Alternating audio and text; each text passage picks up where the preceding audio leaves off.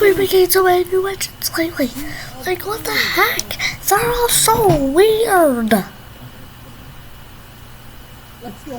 Like the video. First we got the gingerbread train. Can't even pull trains. And it runs on cookies. Does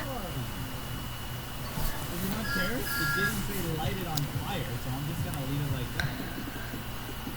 And then next, we got 98462, which who landed back on the railway. Then we got 4 faceless engines. Then we got 2 copies of me and Gordon, the Hogwarts Express, the Polar Express, 13. Really hard to do. What the heck? Then we got Broomstick me, a hand car, Railway Series me, Railway Series Percy, and 2 wooden trains. Really? Really? Really? Really?